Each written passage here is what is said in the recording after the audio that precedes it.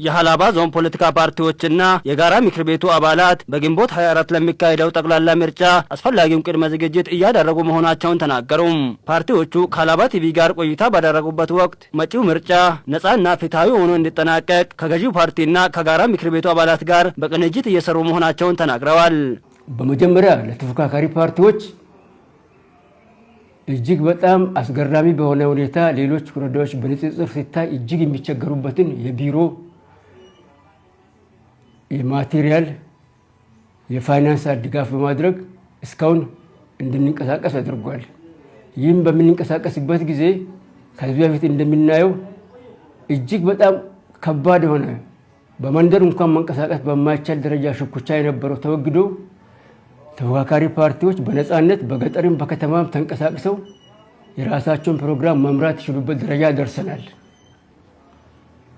በመቀጠል በአካባቢው ያለው የሰላምና የመረጋጋት ሁኔታ እጅግ በጣም አስተማማኝ ሆኖ ምርጫውን ሰላማዊ፣ ፍትሃዊ፣ ዲሞክራሲያዊ፣ ህጋዊ ለማድረግ የሚያስችል ቁመና እየተሰራ ነው። ይህንንም ለማድረግ ምክር ቤታችን ከዚህ በፊት በሁለት ወር አንዴ ነበር ስብሰባ የሚካሄደው። አሁን ምርጫ ማግስት በመሆኑ በየሳምንቱ የምክር ቤቱ አባላት በምክር ቤቱ ውስጥ የተቋቋመ መዋቅር አለ። 3 ዘርፎች ያሉት የህግ ቋሚ ኮሚቴ የሚባል አለ፣ የፋይናንስ አስተዳደር ኮሚቴ የሚባል አለ፣ እንደገና የአቅም ግንባታ። እነዚህ በጣም አስፈላጊ ፓርቲዎች ናቸው። እነዚህን በመጥራት በየጊዜው የሚከሰቱ ችግሮችን በጋራ ውይይት በማድረግ ችግሮችን እየቀረፍ ጠንካራ ፍክክር፣ ሰላማዊ መሰረት ያለው ጠንካራ ፍክክር ለማድረግ የሚያስችለን ሂደት ተከትለን እየሰራን እንገኛለን። አደም ጀማል ይባላል። የሃላባ ዞን የጋራ ምክር ቤት ምክትል ሰብሳቢ ነኝ። የጋራ ምክር ቤቱ አንደኛ ከራሱ አደረጃጀት ከማደራጀት ከማጠናከር ጀምሮ የ2018 የሀገራዊና ክልላዊ ምርጫን ለማስኬድ ቅድመ ዝግጅት ስራዎች ላይ ቅድመ ዝግጅቱን በደንብ ከጋራ ምክር ቤቶቹ እንዴት ማስኬድ አለብን፣ በተለይም ሰላማዊ፣ ዲሞክራሲያዊ፣ ፍትሃዊና ተአማኒ ሆኖ እንዲጠናቀቅ ለህዝቡም ለአባሎቻችንም በጋራ መቀስቀስ እንዳለብን ተስማምተን በዚህ አመት ከወትሮ በተሻለ መንገድ ጠንከር ብለን አካባቢያችንም ሰላም የአካባቢያችን ህዝብ ልማቱንም አጠናክረን ሐሳባችን ደግሞ በነፃነት እየገለጽን የምንሄድበትን ምቹ ምህዳር መፍጠር የቻልንበት ነው። በዚህ ላይ ሌሎቹም ፓርቲዎች እንደ ተቃዋሚ ሳይሆን እንደ ተፎካካሪ ሆኖ በጥሩ እይታ በጥሩ አቀራረብ የሚያስቸግራቸውን ጉዳይ እንደ ብልጽግና ፓርቲም ተረተን ምቹ ሁኔታ በመፍጠር የቅስቀሳ ቦታዎችን ማመቻቸት የሚያስፈልጋቸውን ማቴሪያል በመንግስት በኩል ተቀላጥፎ እንዲሄድ የማድረጉን ስራ በጋራ እየሰራን ያለንበት ሁኔታ አለ። አዳኔ ደናኖ ባላለው ነፃነትና እኩልነት ፓርቲ እንቅስቃሴው ጥሩ ነው። ለአንተን አንዳንድ ውስጣዊ ችግሮችም ነበሩብንና እሱን በጋራ ምክር ቤትም በሌላም እንትን ብለን ያው ሶልቭ ወደ ማድረግ ደረጃ ደርሰናል። አሁን ለምርጫው ያው ቶታሊ ዝግጅት ወደ መጨረስና ጥሩ አደረጃጀትና አቋም ላይ ያለን ጥሩ እንቅስቃሴ እያደረግን ነው የምንገኘው። አማረሽ ፈራው ባላለውኝ ከብሔራዊ አንድነት ድርጅት ነው። ብዙ ዝግጅቶች አድርገናል። እንቅስቃሴዎችም አሉ። ከጋራ ምክር ቤት ጋርም በቅንጅትና በጥምር ነው አብረን የምንሰራው። ጥሩ አካሄድ ነው ያለው። እጅግ በጣም ደስ የሚል ከአምናው እጅግ በጣም ደስ የሚል አካሄድ ነው። ፓርቲዎችን በአንድ ላይ ተጣምረን ነው እየሰራን ያለ ነው እስካሁን ድረስ። ገዢው ፓርቲም ዙሪያ እጅግ በጣም ጥሩና መልካም የሆነ ነገር ነው ያለው። እጅግ ጥሩ ነገር እየሰራን ነው። ፓርቲያቸውም በምርጫው ጠንካራ ተፎካካሪ እንዲሆንም ተግተው እየሰሩ መሆናቸውን የፖለቲካ ፓርቲዎቹ ተናግረዋል። ከነዚህም 5ቱ ፓርቲዎች አንዱ ኢዜማ እንደመሆኑ መጠን ኢዜማ ከዚህ ቀደም ባለፈው 5 ዓመት በፊት በነበረው ውድድር ጠንካራ ተፎካካሪ በመሆን ዲሞክራሲያዊ ስርዓቱን የበለጠ ለማሳየት ለማንጸባረቅ የሞከረ ፓርቲ ነው እንደኛ ጠንካራ ብለን የምናስቀምጠው። በአሁኑ ወቅትም የተቻለውን ያህል ጥረት እያደረገ ምርጫው ዲሞክራሲያዊ እንዲሆን ፍትሃዊ እንዲሆን ጠንካራ ፉክክር ስሜት በመፍጠር ከገዢው ፓርቲ ጋር አብረን እየሰራን ነው። በእኛ በኩል በፓርቲያችን የዚህ የገዢ ፓርቲ ከመሆኑም አንፃር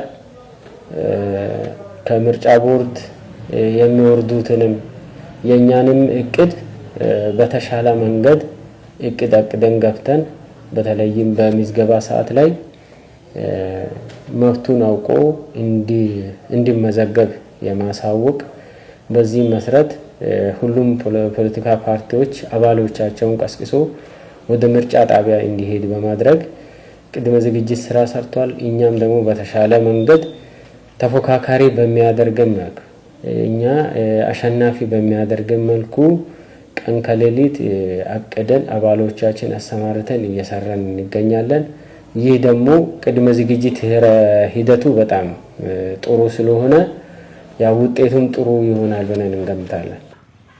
ገዢውን ፓርቲ በጣም ቴንኪው ሊል ይፈልጋለሁ። ምናልባት ከላይም ጀምሮ እስከ ታች ያለው ነገር ከላይ ኖርማሊ ውጭ ሀገርም የተለያዩ ቦታዎች ሆኖ ዝም ብሎ በቃል እየተኮሱ የሚሉትን ሀገራችሁ ግቡና ተደራጅታችሁ ተሳተፉ፣ ለሀገራችሁ አስተዋጽኦ አድርጉ፣ የተሻለ ሀሳብ ካለ የሀሳብ አንድነት አገርን ይገነባል የሚል አንድምታ ይዞ ታች ድረስ ወርዶ ህዝብን የተለያየ አይነት ፓርቲ በተለያየ ሀሳብ አንድ ነገር ለማቆም ያዘጋጀው አጀንዳ ያለመው አላማ በጣም አሪፍ ከመሆኑ አንፃር እጅግ በጣም አመሰግናለሁ። ጥሩ ነው ይላለሁና በዚህ ረገድ ደግሞ እኛም ተያይዘን የኛም ፓርቲ የራሱ የሆነ ሀሳብ ይዞ ለሀገሪቱ አስተዋጽኦ ለማድረግ ተነስቶ እንቅስቃሴ እያደረገ ያለበት እንትን አለ። ይሄ አሁን ጥሩ የሀገር ገዢ ፓርቲው ያደረገው አስተዋጽኦ ነው ብዬ እላለሁ። በመጨረሻም በመጪው ግንቦት 24 በሚካሄደው ጠቅላላ ምርጫ እድሜው የደረሰ ሁሉ ይበጀናል ያሉትን ፓርቲ በነጻነት እንዲመርጡ መልእክታቸውን አስተላልፈዋል። ማንኛውም ሰው የሚመርጠውን ሰው መምረጥ ይችላል። ሁሉም ህብረተሰብ ካርድን ተቀብሏል። ካርድም ያልተቀበለ ተቀብሎ የፈለገውን ፓርቲ መርጦ አገርን ይመራልኛል ብሎ ያለውን ፓርቲ የመምረጥ ግዴታ ስላለበት ኃላፊነትም ስላለበት ያንን እንዲያደርግ ማንኛውንም ሰው ጥሪ ያቀርባለሁ። ማህበረሰባችንም ደግሞ በሰላም ፈላጊነቱ የተመሰከረለትና የሚታወቅ ህዝብ ነው። ያለዋ ህዝብ ልዩነቶቻችንን በአግባቡ በውይይት ብቻ በመፍታት ወደ ሌላ ፍጥጫ ወደ ሌላ ግጭት በሚያመሩ ማናቸውም ሁኔታዎች በተለይም የፓርቲዎች አባሎቻችን ደጋፊዎቻቸው ትልቅ መልእክት ማስተላለፍ እንዳለባቸው ነው። ከዚህም በተጨማሪ ለፓርቲ አባላትና አመራራት የሚሰጠው ነገር ቢኖር የፖለቲካ አስተሳሰባችን ምንም አይነት ምን ይሁን የአካባቢው ሰላምና ልማት አደናቃፊ ከሆኑ አስተሳሰቦች፣ አድራጎቶች ራሳችን ነፃ በማድረግ ፍትሃዊ ውድድር ብቻ ማድረግ የሚጠበቅብን መሆኑን አጠንክሬ ለመግለጽ ፈልጋለሁ። በዚህ አመት እንደ ዞናችን ትልቅ ምርታዊ ለውጥ ያስመዘገበበት አመት ነው። ይህ ደግሞ እንዲቀጥል ያው ይሄኛው ብልጽግና ፓርቲ ያስመዘገባቸው ዞኑ አዲስ ሆኖ ህንፃ ገንብቶ የተኛውም ነባር ዞኖች ያልገነቡትን ህንፃ ገንብቶ ለህዝቡ ለተቋሙ አገልግሎት አሰጣጥን ቀልጣፋ ለማድረግ የሄደበት ርቀት ከፍተኛ ውጤት የታየበት ነው። በሀገር ደረጃም ራሱ በክልል ደረጃም ምስጋና ያሰጠው ስራ ነው።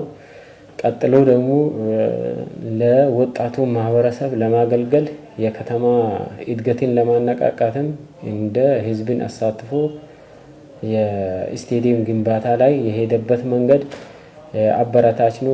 ሌሎች ልማት ስራዎችንም በጤናው በትምህርት እና በኢኮኖሚ ዘርፎች ላይ በትኩረት በልዩ ሁኔታ እየተሰራ ነው ያለውና ይህ በተሰራው ስራ መነሻ ከጠቅላይ ሚኒስትር ጀምሮ ከፍተኛ አመራሮች በሙሉ ዞናችን የጉብኝት ማዕከል ይሆናል እናደርጋለን ብለን በገበነው ልክ ለማድረግ ሞክረናል። ይህ ደግሞ 100% ተጠናቋል ስራ ጨርሰናል ማለት ስላልሆነ የጀማመርናቸውን ልማቶችን እንዲቀጥል ህዝቡ በሰላማዊ መንገድ በተቀመጠው አቅጣጫ መሰረት ለብልጽግና ፓርቲ ድምጹን ሰጥቶ ብልጽግና ቀጥሎ የጀመራቸውን ልማት እንዲያፋጥን ጥሪያችን እናቀርባለን እንደ ፓርቲ።